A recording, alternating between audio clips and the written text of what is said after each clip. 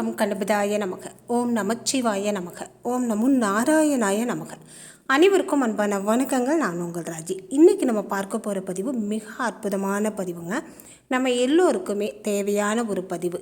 இன்றைய சூழ்நிலையில் கடன் வாங்கிறது அப்படிங்கிறது எல்லாராலையுமே தவிர்க்க முடியாத ஒன்று. நம்ம கடன் வாங்குறப்ப நம்ம வீட்டில் இருக்கிற நகைகளை அடமானம் வச்சு கடன் வாங்குவோம்.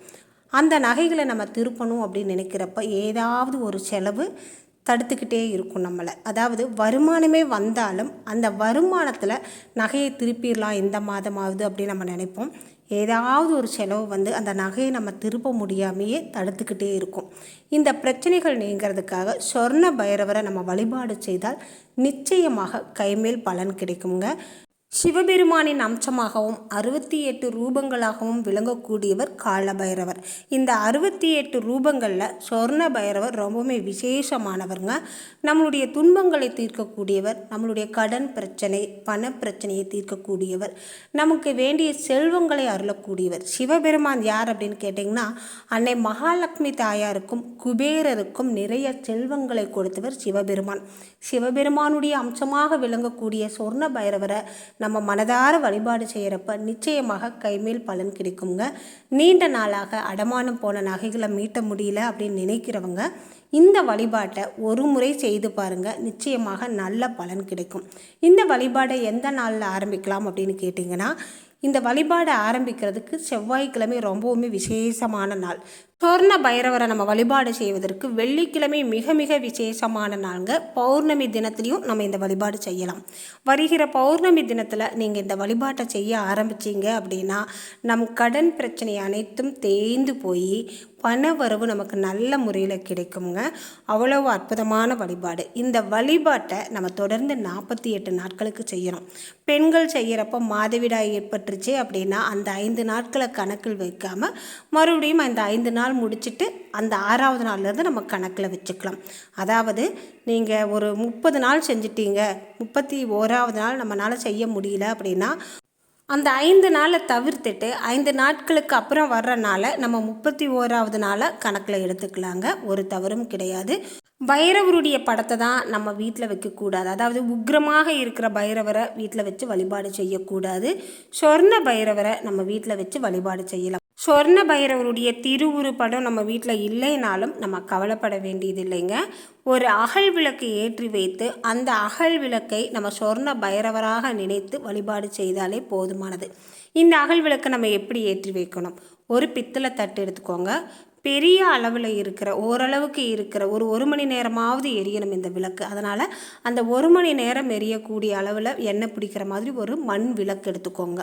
பித்தளை தட்டை நல்லா சுத்தமாக கழுவிட்டு பித்தளை தட்டு முழுவதும் நல்லா மஞ்சள் பூசிக்கோங்க. மஞ்சளை பூசிட்டு ஒரு விரலால் மோதிர விரலால் ஓம் த்ரீம் சொர்ண பைரவாய நமக என்ற மந்திரத்தை எழுதிக்கோங்க. அந்த பித்தளை தட்டில் சிறிய தட்டாக இருந்தால் சிறுசாக எழுதுங்க. எழுதிட்டு ஓம் அப்படின்னு ஆரம்பிச்சிருப்பீங்க இல்லையா, அந்த இடத்துல ஒரு குங்குமம் வைங்க. சொர்ண பைரவாய நமக என்று முடிச்சிருப்பீங்க இல்லையா, அங்கே ஒரு குங்குமம் வைங்க. சொர்ண அப்படிங்கிற இடத்துல ஒரு குங்குமம் வைங்க. 3 குங்குமம் வைத்து இதன் மீது ஒரு வெற்றிலை வைங்க. வெத்தலை வச்சுட்டு அந்த விளக்கை வச்சு விளக்கில் நிறைய எண்ணெய் ஊற்றி சிவப்பு திரி போட்டு விளக்கேற்றி வைத்து செவ்வரளி மலரால் இந்த விளக்குக்கு அலங்காரம் செய்யுங்க. செஞ்சுட்டு நம்மக்கிட்ட என்ன நெய்வேத்தியம் இருக்கோ அந்த நெய்வேத்தியத்தை வச்சுட்டு ஒரு 27 முறை இந்த மந்திரத்தை சொல்லுங்கள். ஓம் த்ரீம் சொர்ண பைரவாய நமக என்ற இந்த மந்திரத்தை 27 முறை சொல்லிட்டு மனதார வழிபாடு செய்யுங்க. கஷ்டப்பட்டு சேர்த்த நகைகள் எல்லாம் அடமானத்தில் இருக்குது, என்னோட நகைகள் எல்லாம் திருப்பி கொடுக்கறதுக்கு ஒரு வழியை கொடு சொர்ண பைரவரே, அதற்கான வருமானத்தை கொடு அப்படின்னு சொர்ண பைரவர்கிட்ட மனம் உருகி கேளுங்க. நிச்சயமாக கைமேல் பலன் கிடைக்குங்க. 48 நாள் நீங்கள் இந்த வழிபாடு செய்கிறீங்க அப்படின்னா 48 நாட்களுக்கு இடையிலேயே உங்களுக்கு இதற்கான நல்ல ஒரு வாய்ப்பு கிடைக்கும். அதாவது வருமானம் கிடைக்கும். அந்த நகையை மீட்டக்கூடிய ஒரு நல்ல வழி கிடைக்கும். நம்பிக்கையோடு செய்கிறப்ப 48 நாட்களுக்குள்ளே உங்களுக்கு ஒரு நல்ல தகவல் கிடைக்கும். 48 நாளில் நமக்கு நடக்கலை அப்படின்னாலும் 48வது நாளைக்கு அப்புறம் நடக்கும்.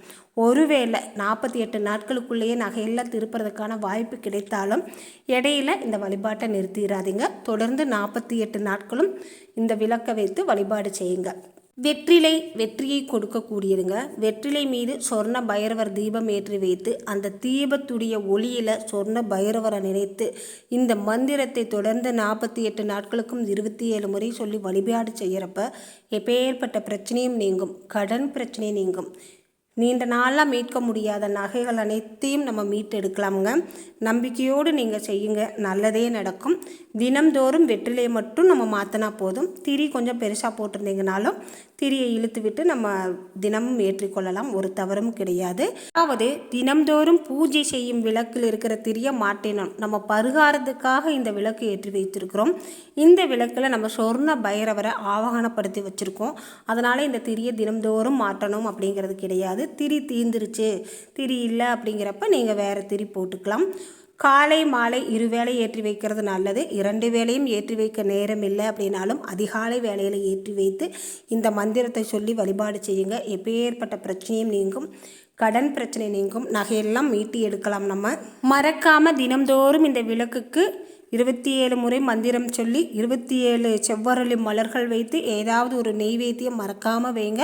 கடைசிக்கு ஒரு டம்ளர் தண்ணீராவது வச்சு வழிபாடு செய்யுங்க.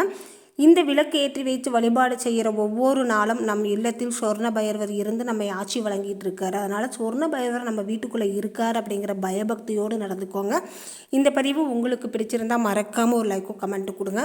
உங்கள் நண்பர்களுக்கும் உறவினர்களுக்கும் ஷேர் பண்ணிவிடுங்க. மீண்டும் அடுத்த பதிவில் பார்க்கலாம். நன்றி, வணக்கம்.